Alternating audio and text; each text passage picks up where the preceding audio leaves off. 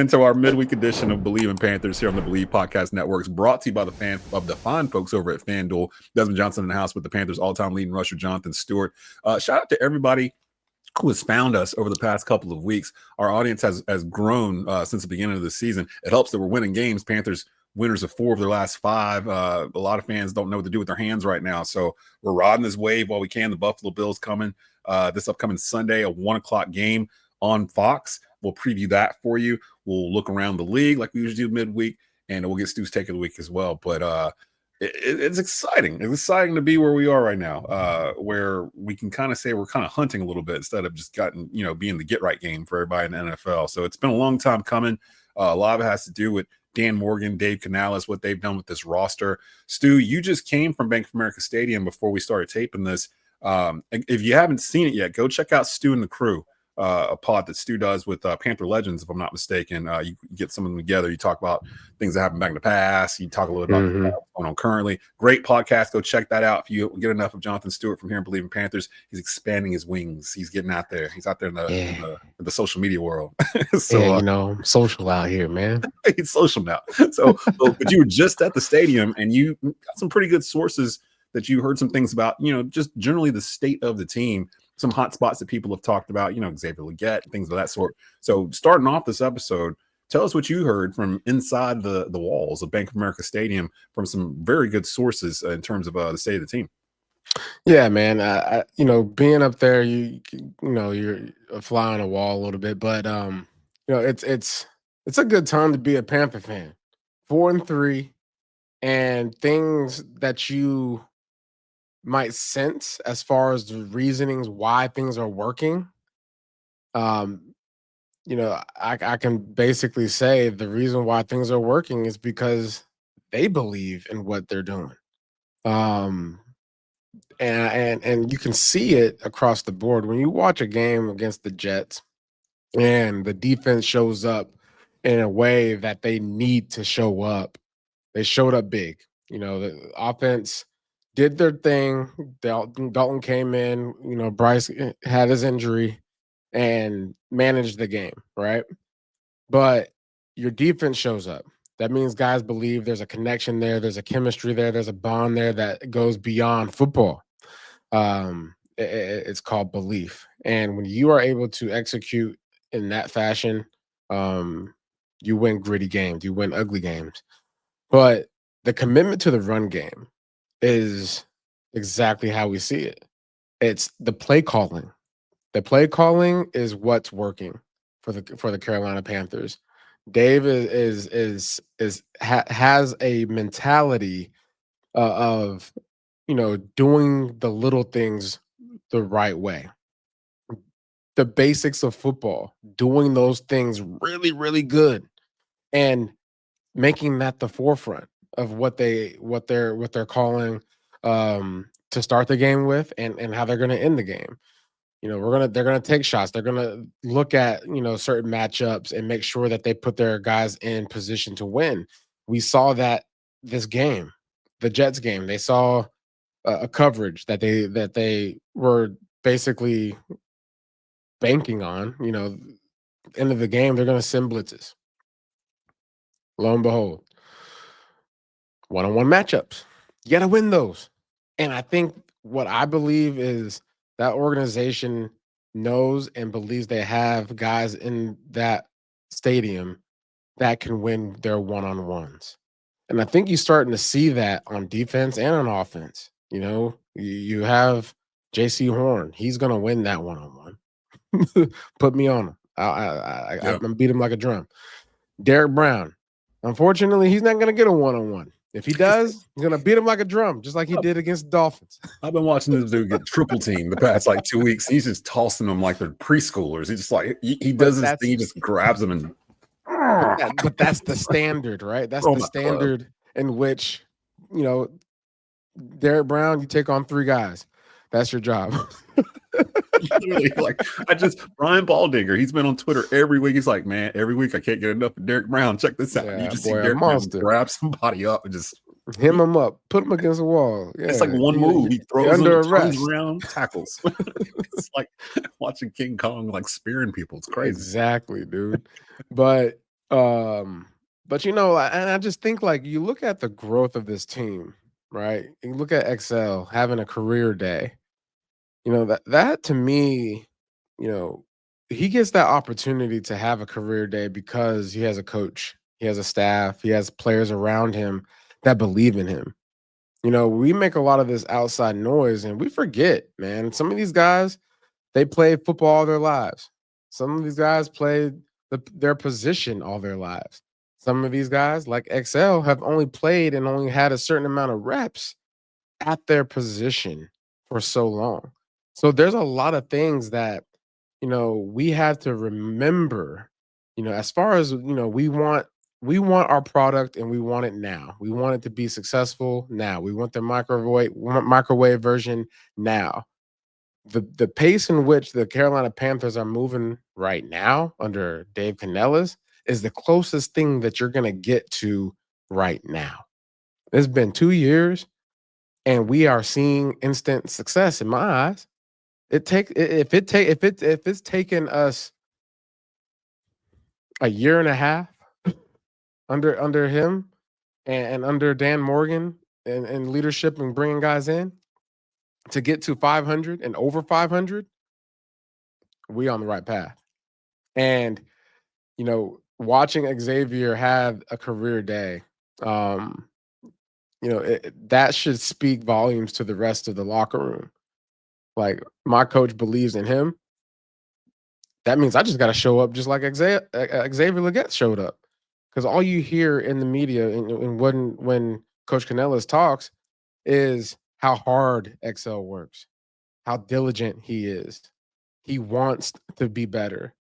Those are all the things that he sees. And so outside looking in, we got to take that to heart because it showed up against the Jets. It showed up in the Jets because whatever he was doing, you do the things that you're supposed to be doing.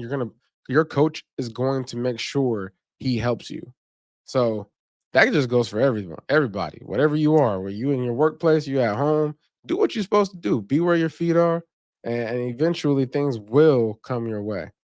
That's a good point that you make about Xavier, that he hadn't played as much football as a lot of people would think in their heads. I think we always think that these kids have been playing since they were 6-year-old, Pop Warner, Mighty Mite football or whatever, where a lot of times, sometimes you might get a guy like third, fourth year of actual organized professional football. And Xavier's kind of having to learn as he goes, but we're seeing that growth, career night or career day for him on Sunday, 9 catches, got another touchdown, second week in a row. After the fan base was kind of like, what's up with XL? What's up with XL?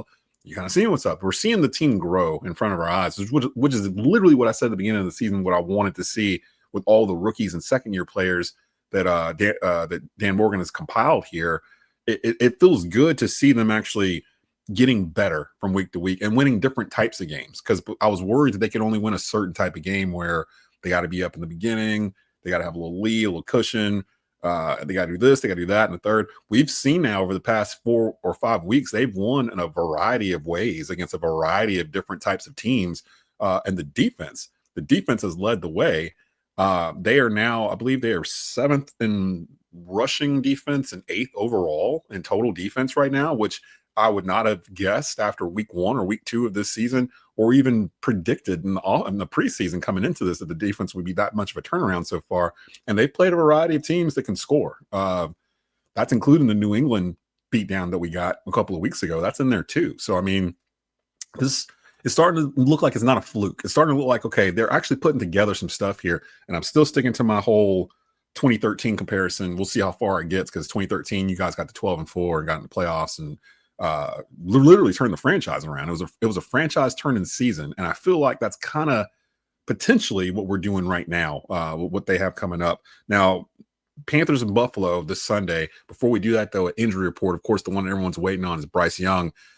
Dave Canales was non-committal when it came to ruling him out or ruling him in for Friday. I know that he couldn't put weight on it on Sunday. Yeah, it's early. It's early in the week, right? So, Yeah. I mean, there's nothing that he's going to be able to tell the media as far as a high ankle sprain, whether or not he's going to Yeah. whether he's going to be able to play on Sunday or not. That would be ridiculous. Why would he So, tell if you're anybody? asking the question, is Bryce going to be ready? Well, stupid. I don't Mm. know. Sunday was only 2 days ago. Mm. High ankle sprain. How about you Google it? Google high ankle sprain. I literally just pulled it up. So the only thing they have on the injury, this is actually pretty good. Panthers injuries for October 21st. The only thing they have listed is Damian Lewis is questionable, the starting guard for the offensive line. Bryce Young was listed yesterday as doubtful with what they're calling a high ankle sprain. But I noticed that Canales, he didn't call it a high ankle sprain either when they were trying to, because I saw like Carolina Blitz. Shout out to my girl Vashti Hurt, Sheena Quick, all those folks that cover the Panthers there, except for David Newton. We're not going to give him a shout out today. The it felt like he didn't want to say exactly what it was. I went back and looked at the actual play he got hurt on. One, it looks dirty. Like when you go back and look at it, it's all over Twitter. People start posting it. It looks like the dude stepped on his foot on purpose because it's not a natural like forward motion that he's doing with his foot. It looks like he's trying to step on his foot. He got his foot stepped on. It wasn't his ankle. It's like his Achilles, like the back of his like heel. He got stepped on there with some spikes or whatnot. And that seems like that's one of those things where if it didn't puncture, if it didn't tear, and they got an MRI on him Sunday night, came back negative, which is great. Last time he had a high ankle sprain, was it last year? Year before? He missed a game. He missed one game. He missed one game, yeah. Yeah, he missed one game and he was right back. And that was when he didn't know what was going on in front of him in terms of like the offensive line, who's he handing off to. Like he didn't have no sense of clarity coming back into after being out for a week. Now I'd imagine Bryce is chomping at the bit to not miss any games at all because now it's fun. Now you're winning. You know what I mean? Like now, like you want to be out there. Like you want to be involved in these wins and stuff. So I would think Bryce would do everything in his power to get back out there Sunday. They have not ruled him out. So as we tape this Tuesday afternoon, they have not ruled out Bryce Young for Sunday. If he doesn't play, will we be surprised? No. If he does play, will we be surprised? No. I think we're kind of Actually, I think we're hoping that Bryce plays. We hope. Yeah, we obviously hope that Bryce plays. Yeah, that's your starter, and so given that he came out of the game, I think my expectations are low in the sense of him playing this week. That's where my mindset's going to go as a player, as a GM, as a head coach. I'm going to go and prepare for my starter not to be there, right? Right. And if he is there, then kudos for us. Buffalo Bills, you're in trouble. You're in trouble because the Bills. They in trouble, but guess what? Desmond, they in trouble anyway. I think so. They are in trouble. The defense has become the star of this Carolina Panthers football team, and I had wrote down the notes for today. We touched on a little bit Sunday, but I really wanted to touch on the fact that Jaycee Horn and Derrick Brown are two of the longest tenured Carolina Panthers that have been on this particular roster. I think Derrick Brown might be the one who's been on this roster the longest. I think he got drafted in 2020. They both got extensions. Derrick Brown in the preseason last year, Jaycee Horn got his $100 million extension right after that. And a lot of times, I hate to say it, a lot of times players will get extensions in the NFL and they kind of shrink. They're not the same person as they were when they were hungry. These dudes look as hungry as ever. Is it a stretch, Stu? Is it a stretch to say that Derrick Brown is the top 5 defensive tackle in the league right now? Not a stretch at all. Is it a stretch to say that Jaycee Horn's a top 5 cornerback in the league right now? Not a stretch at all. You got the way these two are playing. Yeah. Basically, what's happening in all the games that we've won, our best players showed up. Yes, absolutely. And they showed up more than the other team's best players. And so that's what is required from guys that are elite. I would categorize Derrick Brown as elite in the talent that he's displaying this year, the previous years. Last year he was hurt. He was in an elite he's in an elite category by himself. Yeah, he had just opened the door. 100 tackles by a D tackle. That's elite. No one's ever done it before. Like, I mean, you want to talk elite. Jaycee Horn is in a position now to establish himself as elite. He's making elite plays. Him going to go get that interception in the end zone. That one-handed joint? The one-handed joint, yeah. Yeah. That's the second one-handed interception this year. And this is the first the media was like, "Oh, look at this! This is the play of the day. Jaycee Horn one-handed grab back in the end zone." I Yeah, didn't even this is what we do, man. At some point, he gonna have that every time, every other game almost. It's gonna be like the Odell Beckham thing. Anytime you see Odell Beckham, they're gonna show that catch from 2012 or whatever. It's just gonna be JC one hand snagging stuff out the air. I think that's from going against Ted McMillan like all this time because T Mac be doing that all the time with the one hand snags. They must be out there having competitions during practice. Yeah. but no, they're doing, to your point, they are leaders of this team. And when you've got a top 5 guy on your defensive line league wise, and you got a top 5 guy in your secondary league wise, your defense is going to be good, especially if they're out there. They're going to be more than good. They're going to be top 10 good. And if you're a top 10 defense, we can start having that conversation about, okay, where's the season end for the Panthers? Like, how far can they go? Like, is it just how good can we get? That's the mindset. Instead of can we get out of our way? That's where we have been for a while. Can we get out of our way and just see what happens if we don't turn the ball over 3 times and see? I think we've passed that point. Now we're at the, how good can we be? Because Tampa is in our division and Tampa is trying to run away with it. But we're not letting them. They got some injuries that they having to deal with over there too. So this could be an opening here. You create this momentum. You look at the schedule. You know, the schedule was actually created for the Carolina Panthers to create their own momentum. That's what I was looking at. Yeah. Yep. And we finally have an opportunity now to have a stretch of a couple of weeks here where we can put together something very special to go into that division game, right? Mm-hmm. You know, I look at this defense, you know, led by Derrick Brown, Jaycee Horn, the stars, you know, that show up every week and ask for more. I want more responsibility. I want more opportunities. Let me eat. That is going to do wonders for Nick Scorton. My God.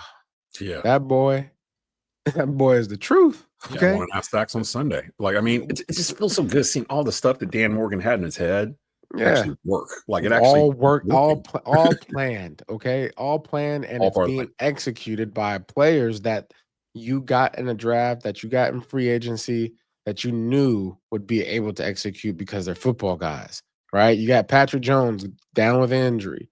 You know what that does? It expands Nick Scorton's role. It expands it. And so now you have this future prospect that is now just a straight up contributor every single week. Every single week he's out there, he's making an impact. He had a 20% pass rush grade or effectiveness, whatever you want to call it. It was some 20%. But for all the stat people out there, look it up. But you got him, you got Trayvon Merrick that we got in free agency. He is disrupting the quarterback every single chance he gets. And whenever every time he's dialed up and we see him on the edge or he's blitzing through the A gap, it's happening. He's doing something. He's making an impact. Whenever his number's called, he's answering the bell. And that's what you want out of your star players and guys rising to the opportunity, to the occasion. Very versatile.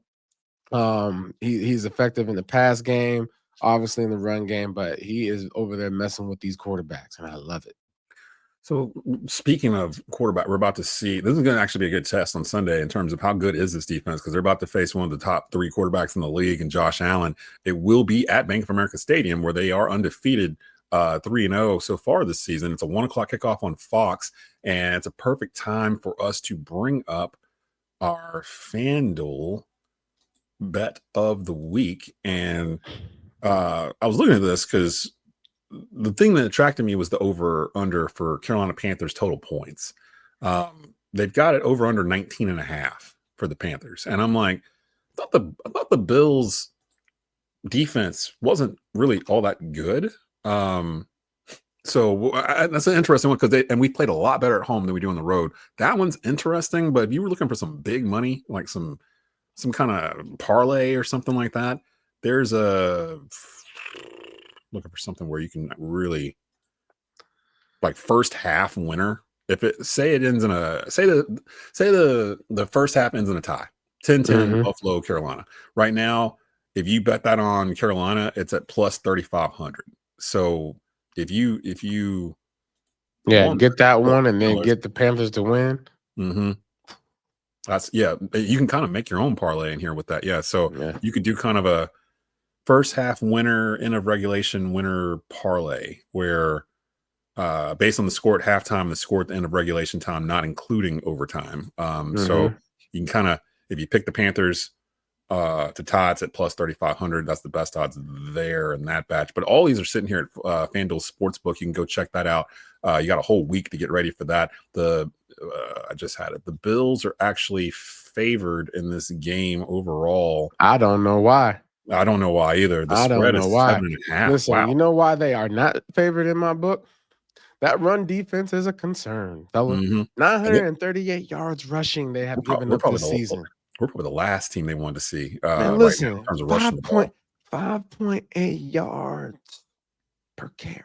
I think somebody's going to eat on Sunday. And listen, Desmond, you letting another grown man come into your house with 5.8 yards per carry? Listen. You come into my house with that, that's like coming in my house and you got your shoes on and it's dirty, it's muddy. Yeah. You know what I'm gonna have to do? I'm gonna have to tell you to pack your things and be on your way. I'm gonna have to run you out of my house. Guess what? You can't stop the run, and I'm gonna be running you up out of here. Okay? It sets up perfect, don't it? Like, this is what we do. We know this is what we do. Everybody knows this is what we do at this point, and y'all can't stop it really. So good luck. And We've Buffalo's been doing this at the house all day. We run at the house. We run the house. Bank of America Stadium. We run that. Rico, that's a good parlay to that too. Rico should start because, like you mentioned, anytime Rico Dowdle is starting a football game at Bank of America Stadium, he's prone to go off for 150 plus yards. It feels like it just, I don't know, something about playing in the state of North Carolina. He played at AC Reynolds in Asheville in high school, went undrafted, got on with the Cowboys. Cowboys did Cowboy things, did not sign him over like $3 million, which boggles my mind to this day. And he ends up back home in North Carolina on a 1-year deal here with us. And he's playing himself into a much bigger deal after the season is over with. I think he got to start off with Rico and ease Chuba in. I think that's kind of what they probably should have did last week, but didn't, and it worked out fine. But if I could have my thrillers, it'd be start off with Rico, the hot hand, like you said, bring Chuba in, see who's getting what, kind of go from there. Don't go this series you, this series you, that series you, this series you. Do it as it's the flow of the game and go that way with it. The Bills can be had. We had them kind of penciled into the Super Bowl to start off the season, and it felt like they were the best team in football for the first 4 weeks, and then they started getting exposed on defense. And to me, Buffalo's a perfect example, Baltimore now too, of teams where I've always mentioned on this show and other shows, I feel like NFL teams, once they get to a conference championship game, they have a 4-year window to kind of figure this out before you got to start paying players money, before you destroy your salary cap, before players get hurt. Like older, like you got about 4 years to do it. Buffalo has been sniffing around the Super Bowl for the past 3 years, 4 years, something like that. Yeah, it's 2021, I guess. There's always been a Pat Mahomes in the way. And it looks like still in the way too. He might be again. That boy's still in the way. He's still in the way. They won't get rid of him. And because I think they're at the end of that window. So it would not surprise me if Buffalo is not in the AFC Championship game. We picked them to play the Baltimore Ravens in the AFC Championship game, and that is completely, the wheels have fallen off in Baltimore without Lamar Jackson. It's like we mentioned last week, Lamar Jackson might be the MVP of the league, and he ain't even playing. Yeah. He's hurt. So it's like that. We'll see what happens there. But with Buffalo, what do you think is the key in that game for the Panthers? Because I feel like it's not a matter anymore of what Buffalo does. What do we need to do to win the game? We do this. It's never about what the other team does. It's always about what you do, right? Yeah. And what we know, we know what the Carolina Panthers are going to do. They're going to draw up them run plays, okay? Andy Dalton, if he's going to be your starter, even better, right? You got a guy that's going to go in there and make very quick decisions. You saw when he got in the game this past week, you know, he was delivering that pill like on time. If you're not on time, you're late. Yep. Right. So like you've been playing with them boys. And so that pairing goes really well with how the Carolina Panthers are running the ball. So obviously with some of the injuries, you lean even heavier on the run game.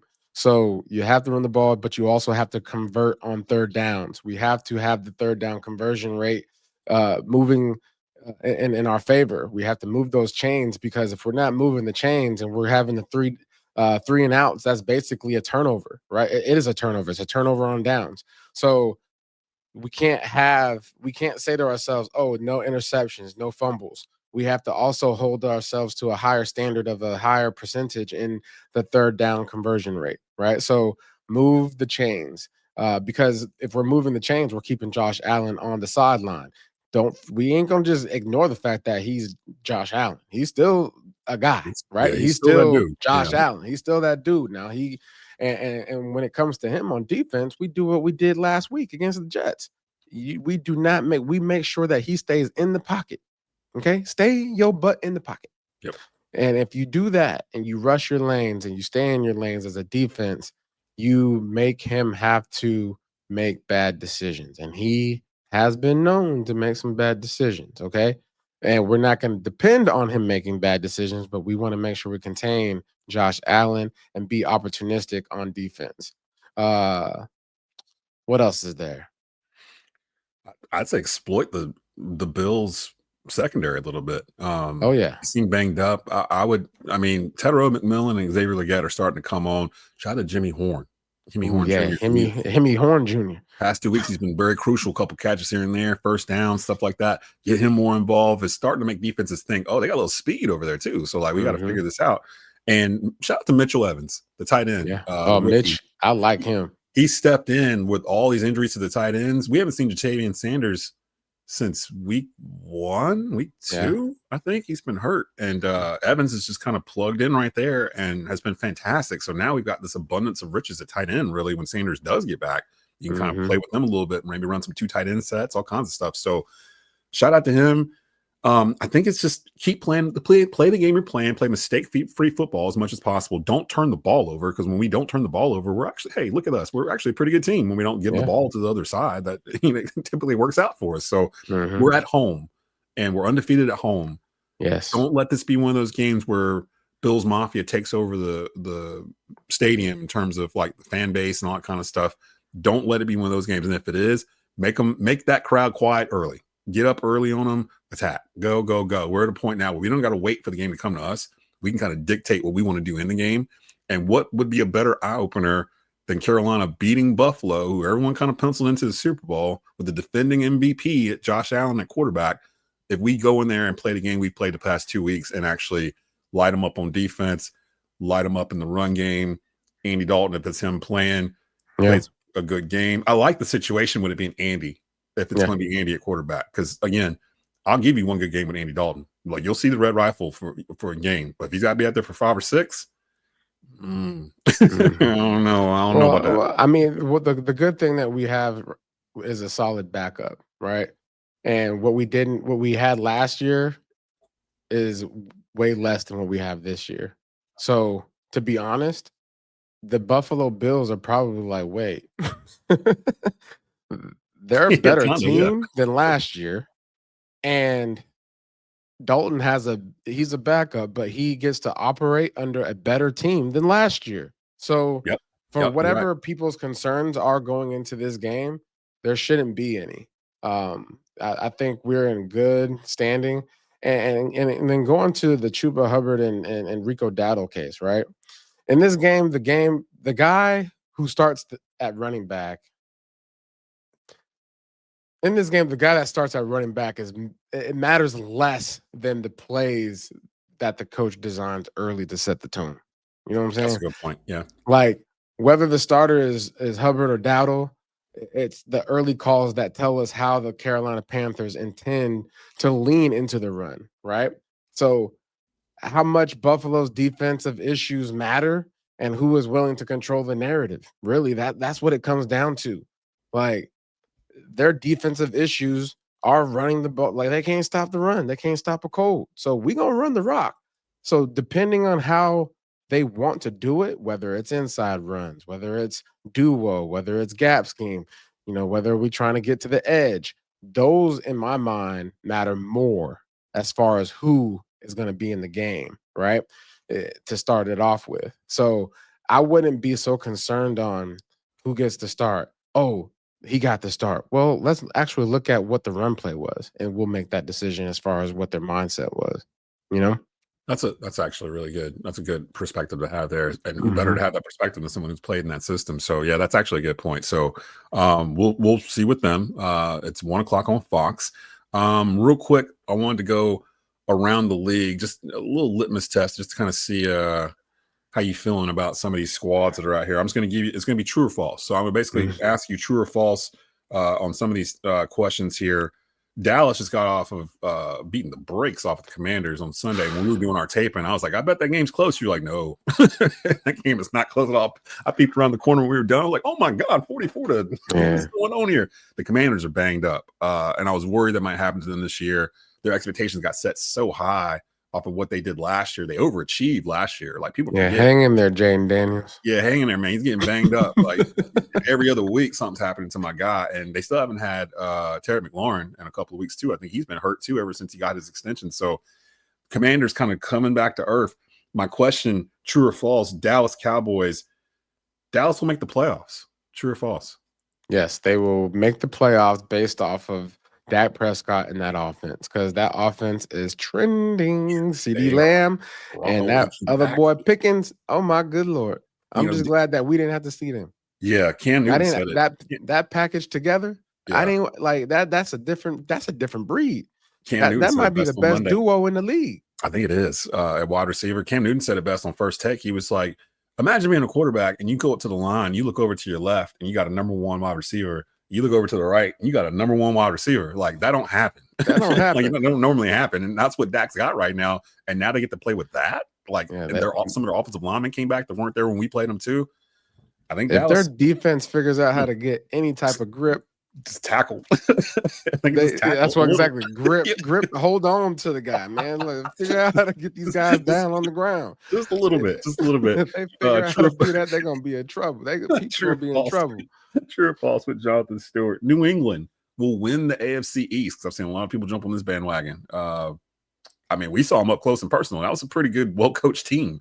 Buffalo is still there. Miami is a dumpster fire. Every time we get up in the morning, we're waiting on Mike McDaniel news in terms of, is he still there? Is he not still there? Somehow he's still employed. So Miami is not going to be a factor. And then, really it's going to come down to Buffalo or New England, in my opinion. So New England will win the AFC East. True or false? False. I mean, only because given the Bills, they have a window still, right? They have a window to fill the gaps, to figure themselves out, and injuries are still prone for anyone, right? It's still early. Yeah. I mean, It's it's still middle of early. October. Yeah. So, though there is weak spots, we will expose those weak spots this weekend when the Carolina Panthers run up all over them, okay? It's still premature just to hand New England the division when you have the Bills that have been able to prove, year in and year out for the last several years that they are they are the contenders, right? And you have the MVP, Josh Allen from last year. He's still good. He did not become So, good. He might be even better because he's holding yeah. a whole lot more on his back than he was before. I think Buffalo's best shot was last year, to be honest, to get to the Super Bowl Yeah. and win it. Like I think that was Yeah. their best shot. So now we're I kind of think dealing that with I think limits. we're definitely dealing with a downtrend, but we ain't gonna hold them out. We're gonna give them the Chiefs treatment. We're gonna give them the Patrick Mahomes treatment. Yeah, you shall not pass. Like this is a new day. Y'all got to figure out something else. Mm-hmm. Daniel Jones, Indiana Jones, Indianapolis Colts. Daniel Jones will be in the MVP conversation. He's got a lot of good pieces around him. He really does. Makes you He's wonder got what happened with Anthony Jonathan Richardson. Like, Taylor had a hat trick this past mhm. weekend. He's got some receivers, good He old got line. some receivers. I mean, he can make a statement for playing good ball for the rest of the year. I can tell you that. Yeah. So I would say big if around his ability to stay healthy and just dominate games, right? I think currently, he's not at that level just yet, in my opinion. There's a lot of good football being played right now, though, for the Indianapolis Colts. They're playing good as a team. Period. Yeah. I got to change this. Well, the next to last question because I wrote it. The Rams will be the 1 seed in the NFC, but as I'm sitting there looking at it, I didn't realize there was so many teams that have 4+ wins in the NFC. Like there's 1, 2, 3, 4, 5, 6, 7, 8, 9. There's 9 teams that have at least 4 wins in the NFC right now. The NFC West, San Francisco, Seattle, and the Rams are 5-2. I didn't realize that until I started looking at this. They're tied for the best record in the conference with Tampa Bay, that lost last night to Detroit. That's 5-2. Green Bay's 4-1-1, and we've talked about Philly. They're 5-2. But my original question was the Rams will be the 1 seed in the NFC. Is that true or false?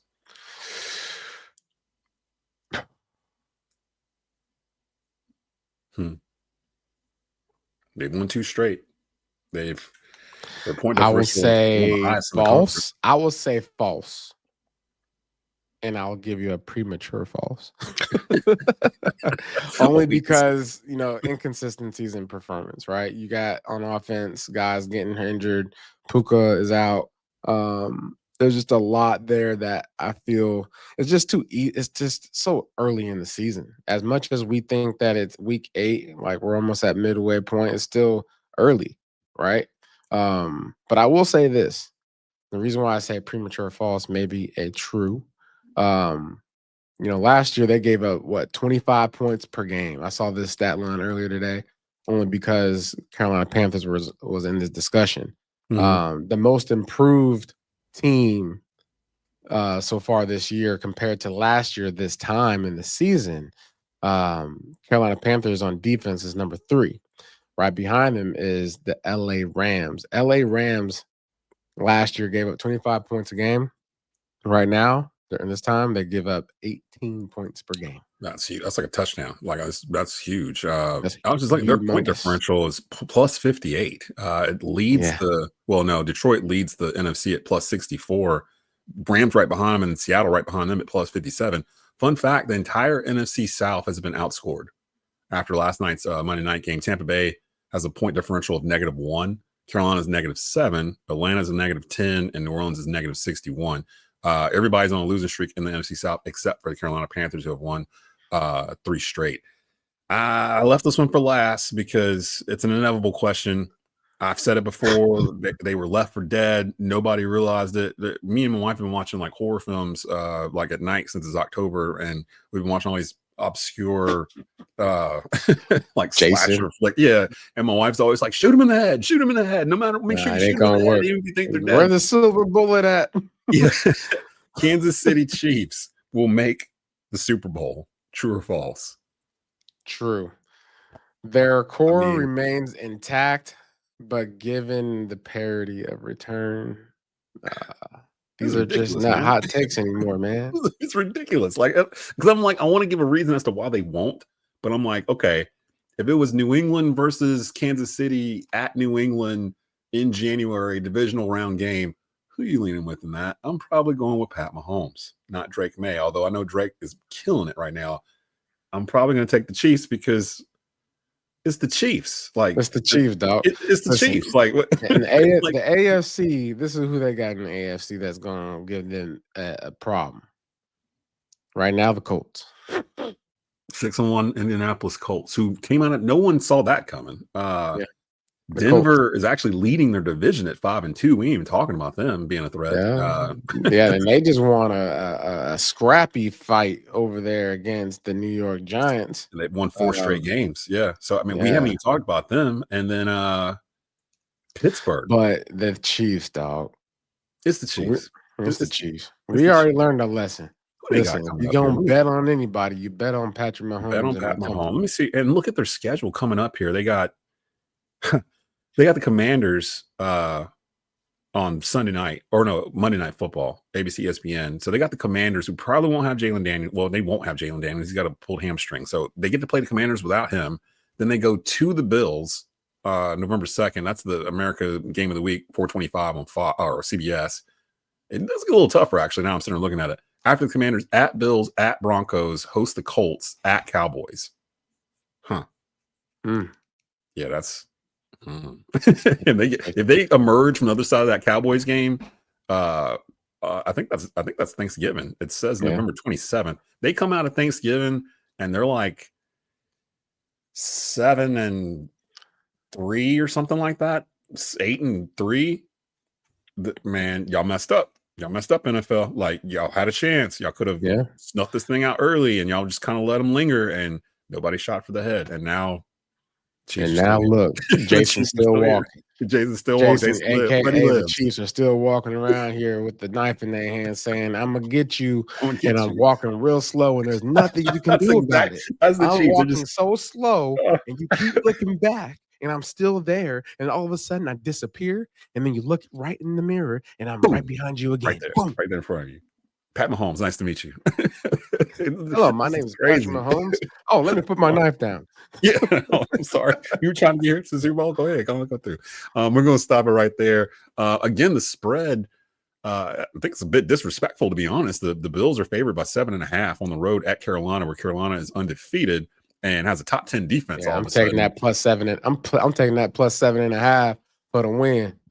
Or the money line for the win. -120 on that right now. So go over to Fanduel, get that in. I'm sure that line's going to change by the time we get to Sunday. I'm pretty sure. I don't think it's going to stay at 7.5. That doesn't sound right to me for the way both the teams have been. But again, Buffalo's coming in seeing red. Buffalo's mad. They've lost 2 games. Buffalo ain't our daddy. Watch out for Buffalo. They're going to be angry. Buffalo ain't got no kids, bro. Listen, y'all better stop acting like we somebody's stepchild. Yeah, don't talk to us like that. Like, no, we grown men over here. Realize, keep talking if you want to. Rico, y'all hear him? Y'all hear them talking? All right, now close your phone. Don't look at nothing else. No. Go in this week with that in the back of your mind and get angry. The Panthers have a chance to put a season-defining win on the board early against the Bills on Sunday. We will see you guys after the game immediately following. Stu does some work for the Panthers radio network here and there, so I don't know what it'd be in a home game. I don't know if you're going to be on with them this Sunday or not. If he is, usually it's about 5:30 when we come on. If not, it's a little bit earlier, but we'll be on sometime after. You'll see the announcement from Believe. Do us a favor. If you listen to us on Spotify, please rate and subscribe over there. Rate and subscribe on the YouTube channel for Believe, where you can see the video episodes of this. Our social media is out all over the place throughout the week, so you can catch up. But we appreciate everybody that comes in to watch and listen after the games and it comes and checks us out midweek. I've seen so many people comment, "Oh, I've just now found you guys. You guys are great. I'm with you every post game and all this stuff." We love it. We appreciate the support. The Panther fans just need something to cheer for. Just need something to. And we're the podcast that pumps positivity for the Carolina Panthers. So if you're looking for some positivity, even in the downtimes, you can find us here. Yeah, you can count on us. We're here. We're here for you. We will walk you through it. We're gonna watch these Panthers beat the Chiefs, or watch these Panthers beat the Bills, and be able to stack ourselves against a contender and see where we at, man. Pat ourselves. Awesome. We can actually get a baseline. We can actually think about January, maybe. Be like, we be playing in January? Can we host a playoff game? Like, these are questions we have not had here in quite some time. Like, David Tepper must be doing cartwheels somewhere. Like, but I already told you what I thought earlier. I told y'all what I thought in April. So y'all can go back to April and listen previous to episodes about in April. Previous episodes are on the pod. You can see Jonathan Stewart was like, "We're making the playoffs. We're doing this. We're doing that." And I was like, "I don't know, dog. Did you see what we just did? Like, that's a long way to go." They flipped it around. So we're gonna keep this positivity going. We will see you guys at the end of Panthers Bills Sunday, 1 p.m. kickoff on Fox.